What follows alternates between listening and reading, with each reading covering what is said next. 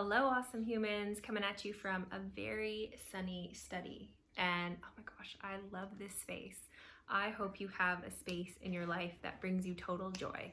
Maybe it's just a tiny little nook, maybe it's a corner of a room, maybe it's your bed. I don't know what it is, but I just pray and hope that you have a space that when you're in it, you're just like, oh, I just love it. It just makes me so happy. It makes me so happy to be in this room. And that has been a total lifesaver, over the last month and a half. But anyways, just want to talk really quickly about something, which is just what to do when you recognize that you're in a bit of a funk, or when you recognize that you're being a bit of a grump. And this happened to me yesterday, and it was Mother's Day, and I'm a stepmom. And so it's an interesting situation, right? Like it is anyways. But I just recognized that by 11 a.m. I hadn't seen really anyone except my husband, and he didn't say anything.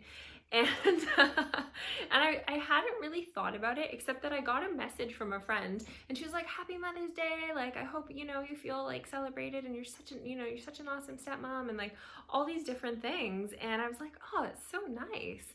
And then that niceness turned into a bit of a pity party, not gonna lie. And I started feeling a bit angsty and thinking oh, no one said anything to me yet. Kids aren't even out of their up. And I was like, oh, I just could tell that I was starting to get a little bit And so I said, okay, I'm gonna go for a run. I'm gonna get out this angsty energy, and I'm gonna come back a nicer person.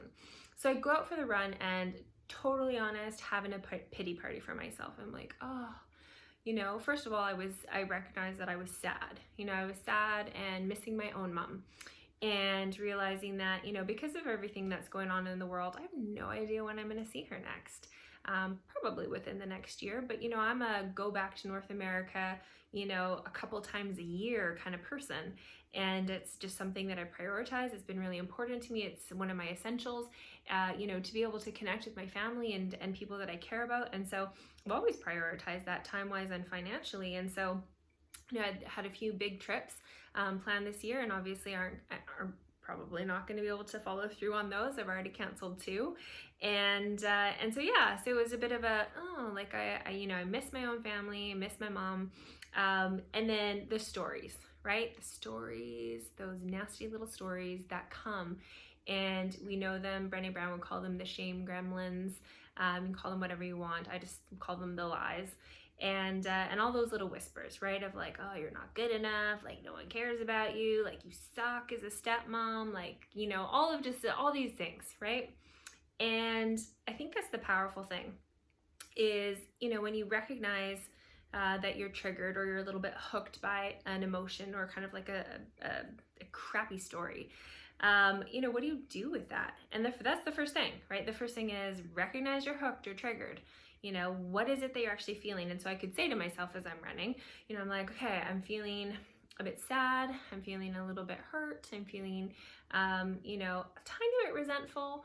If I stop and think about the life that I used to have, or, just all of these things, and I start comparing, never a good thing. Comparison is the total thief of joy. If you want to make yourself miserable, just start comparing. And so, I could recognize oh, I was feeling crap. And I was feeling a bit sorry for myself, and part of me wanted to sit in it, right? Part of me was like, yeah, I just feel sorry for myself. I'm gonna go for my run. It's gonna fuel me with this negative energy. And yeah, that lasted for about 10 minutes, and I was like, okay, this is tiring. And so, yeah, that's the first thing, is just recognizing, okay, what are you feeling, and being able to call it out. Naming things is so powerful. So I recognize, yeah, I'm feeling a little bit of shame. I'm feeling a little bit sad. I'm feeling a little bit hurt. And just recognizing what the stories were, right? So what are the stories I'm telling myself? I'm telling myself all these things, or I'm listening to all this crap go on in my head. And so no wonder I feel terrible. And so then the third thing is just giving yourself some space. And I was like, okay, I'm just gonna feel this for a minute. Okay, yeah, I feel all of these things, but then what am I gonna do with that?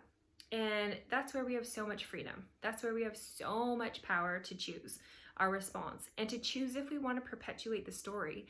And that's what drives a lot of our emotions, right?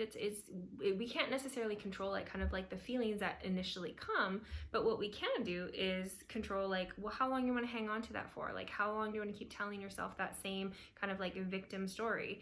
And I recognized, first of all, none of it was true. and it certainly wasn't serving me. And if I was going to try and go home, you know, did I want to walk in the house a nicer person than when I left, more energized? You know, what was my attitude going to be? And so, you know, I got myself into a good place. And part of it was that I ran back into an old neighborhood where we used to live, not too far from where we are now. And I ran on this like old forest track that I used to run all the time, and I loved it. It was such a good opportunity to just pause and reflect on where we were a couple years ago when we lived in that space and where we are now. And all I could think of was like, oh, thank God.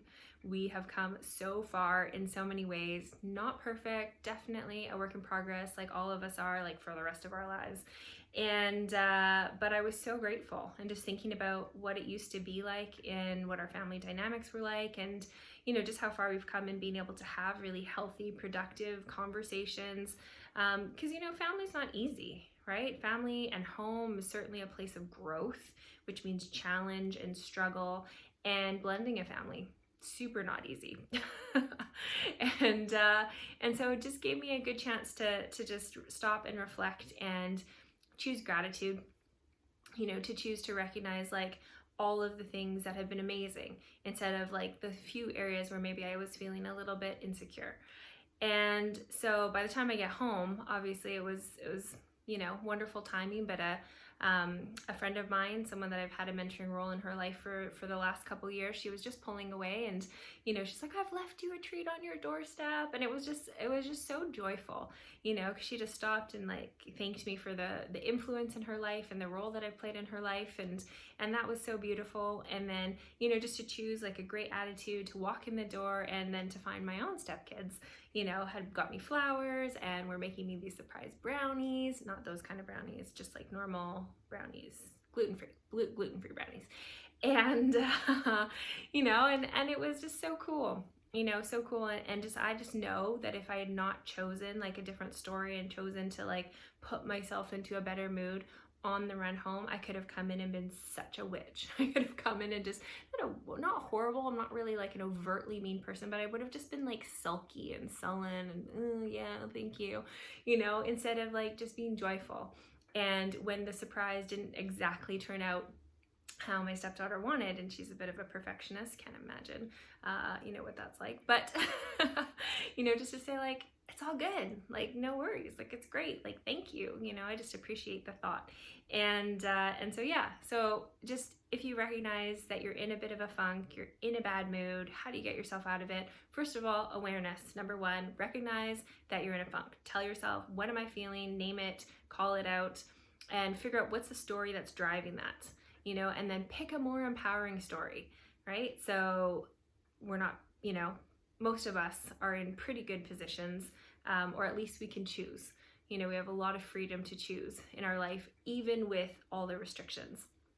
And so just choosing a more empowering story, and then kind of like acting your way into feeling, you know, get up, like physically move. Like it's crazy how when you smile, when you like engage, when you act happy, you feel happier. When you act grateful, you feel more grateful. When you act joyful or like silly or like you're having fun, like yeah, that's actually what you feel. So pretty amazing. Anyways, just a few little things in terms of like how to get out of a funk, how to navigate a bad mood is those three things, right? Awareness, recognize the story, pick a different story. Okay, 4 things.